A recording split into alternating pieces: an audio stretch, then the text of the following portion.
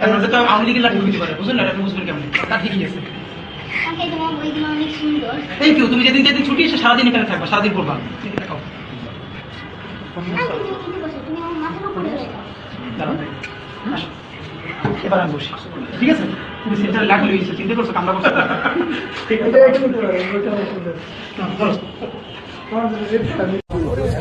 আল্লাহ শুকরিয়া। তুমি কই হাসিনের আইনে দিতেন চুমো দিয়া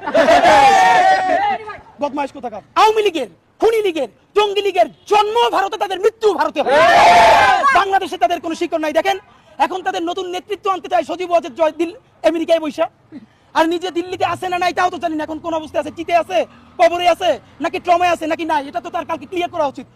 আমার ধারণা সে তো ভালো অবস্থায় নাই, কারণ যেই রিয়েকশন মেম্বার দেওয়ার কথা সেই রিয়েকশনও যে হাসিনা দিছে 15 বছর ধইরা, এখন তারে পোলাপান যেই সব চুদলিং পং পং বলে, এটা তার উচিত তো নারায়ে তাকবীর বলে গালি দেওয়া, কিন্তু সে দিতেছে না। এত ভালো তো এই বয়সে তার হওয়ার কথা না। এই যে আমাদের মুখের ভাষা খারাপ হইছে কেমনে? তো শেখ হাসিনা বানাইছে। আমাদের এইখানে এমন পোলাপান আছে জীবনে একটা খারাপ কথা বলে নাই। জুলাইয়ের গণহত্যায় রক্ত দেখা, মস্তিষ্ক উইরা যাওয়া দেখা এমন কোন জঘন্য ভাষা নাই সে শেখ হাসিনার ব্যাপারে প্রয়োগ করে নাই, কারণ গণহত্যাকারীর বিপরীতে মাজলুমের গালি হইল তার মহাকাব্য। বা এখন আবার কিছু বুদ্ধিজীবী দাঁড়িয়েছে, তোমরা গালি দাও, দিবি কি তেলে চুমা, হাসিনের আইনে তেলে চুমা দিয়ে বদমাইশ কোথাকার। তো এইসব গ্রুপ দিয়ে চলবে না। আপনাদেরকে স্পষ্ট জানাইতে চাই, আমেরিকান লবি বলুক, দিল্লির লবি বলুক, কোন লবিতে আমার 1400-র অধিক শহীদ তার রক্তের সাথে মোনাফিকি কইরা বাংলাদেশে হাসিনার বিচার করার আগে নির্বাচন অবশ্যই হওয়া লাগবে, কিন্তু তার আগে বিচার নিশ্চিত করতে হবে। আমাদেরকে বারবার সমঝোতা করানো হয়েছে গত 50 বছর ধইরা। এইখানে আমরা যারা আছি আমরা এখন পরিচিত হয়েছি। হয়তো এমন হইতে পারে এই দেশে গণহত্যা নাইমে আসলে আমাদেরকেও কোনো একটা দেশ এম্বাসিতে জায়গা দিতে পারে, কিন্তু ভাবেন যে এই ভ্যানওয়ালা, সবজিওয়ালা, এই যে আমার পাশে এক ভাই আছে গুলি খাওয়া 4 তারিখে, একটা পা এখনো কৃত্রিম পা লাগানো। তো এই যে 1400 শহীদ পরিবার, সবজিওয়ালা, সে কোন এম্বাসিতে যাবে বলেন? এখনো শহীদ পরিবারের 35 লক্ষ টাকা ঋণ, সেই ঋণের জন্য আমরা দাঁড়িয়ে দাঁড়িয়ে খয়রাত করি। তার স্ত্রী আমাদেরকে ফোন দিয়ে কাঁদে যে কবরে সেই বেচারা মাইন্না খায়, এই ভয়ে সে কাঁদে। ভাবেন আমাকে ফোন দিয়ে বলতেছে যে তোমার আঙ্কেল কবরে 35 লক্ষ টাকা ঋণ, আমি অসুস্থ হয়ে যাইতেছি, যে তাড়াতাড়ি মাফ না করলে তাহলে তো সে কবরে কি অবস্থা হবে। আমরা সেই ট্রমার মধ্যে দিয়ে আছি।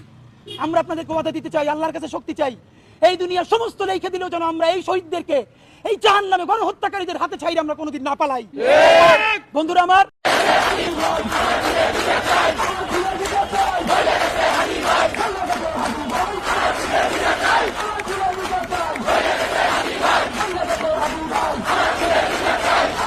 রক্তের বদলে নতুন নতুন শরীফ ওসমান হাদি জন্ম নেবে।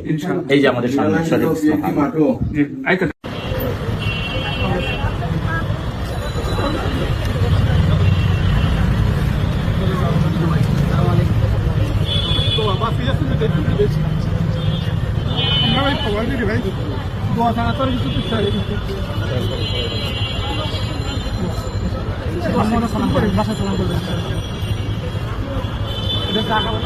এই মাত্র খাইলাম না, ইনশাল্লাহ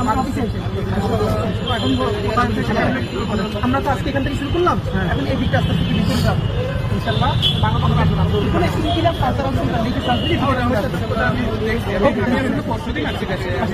তো আমার ওয়াইফকে বলছিলাম, শুনছিলাম অন্যরুমে, যে ও বাসায় ঢুকলে আমার ফোন দিব, আমি বাইরে থেকে তালা মেরে দিয়ে যাবো। তো তখন দুটো কথা খুব মনে আছে। আমার ওয়াইফ একবারও নিষেধ করে নাই, কারণ জানছিল যে এই কাজটাই আমি জন্মের পর থেকে করতে চেয়েছিলাম, ইনসাফের লড়াইটা। তো আমাকে এখন থামালে আসলে পারবে না, এটাও জানতো, আমার পরিবারও জানতো, কিন্তু তাদের তো আসলে ভাই, বিশেষ করে আমার যখন এখন দুনিয়া একটা বাচ্চা আসবে, তখন আমার ভাই একবার আমাকে বলছিল যে এই বাচ্চাটার কথা তো চিন্তা করা দরকার তোর। তখন আমি দুটো কথা বলছিলাম। একটা হচ্ছে যে এখন পর্যন্ত যেই বাবারা রাস্তায় শহীদ হয়েছে তাদেরও তো বাচ্চা আছে, এমন তো না দুনিয়া এমনি এমনি আসছে। তাদেরকে যেরকম আল্লাহ দেখবে ওরও আল্লাহই দেখবে। আর একবার তখন আমি শুনতে পাচ্ছিলাম যে আমার ওয়াইফকে বলতেছিল যে বাসায় ঢুকলে বলবা যে আমি বাইরে থেকে লক করে যাবো। তখন আমার মনে আছে, আমি যখন বুঝতে পারছিলাম যে এরকমটা করতে পারে, তা আমার বাসার ছাদে পাশ থেকে অন্য পাশ থেকে বের হওয়া যায়। তাই আমি বলছিলাম যে যদি সত্যি এইটা করো, যদি আমি 7 তালা দিয়ে লাভ দিয়ে পড়ি, তখন তোমরা কি করবো, আমার বাঁচাইতে পারবা? তো আমার মা খুব মনে আছে যে আমি এমনিতেই ভাই, আমি তো সবার ছোট, আর এমনিতেই ছোটবেলা থেকে আমি ভীষণ একদম মায়ের সাথে থাকা আর কি। এখন আমি বাড়ি গেলে মার কাছেই ঘুমাই। তো মা তো কান্নাকাটি করছিলই।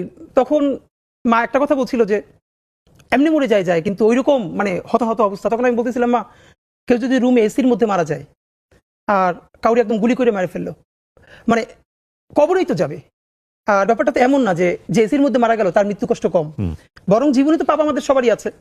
হয়তো আমার প্রচন্ড পাপ থাকা সত্ত্বেও আমি একটা ইনসাফের পক্ষে দাঁড়ানোর কারণে আমার এই মৃত্যুর মধ্য দিয়ে আল্লাহ তোমার মাফ করে দিতে পারে। ভাই আমি বাতাসা পাইনি। ওকে বাতাসা দিতে হবে।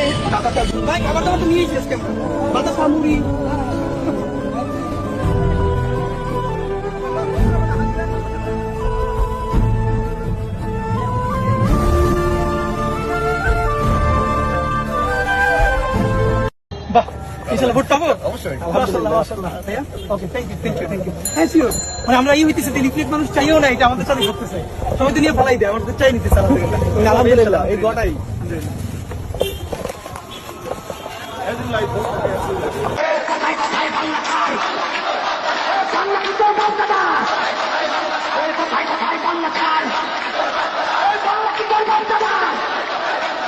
এই দেশ আমাদের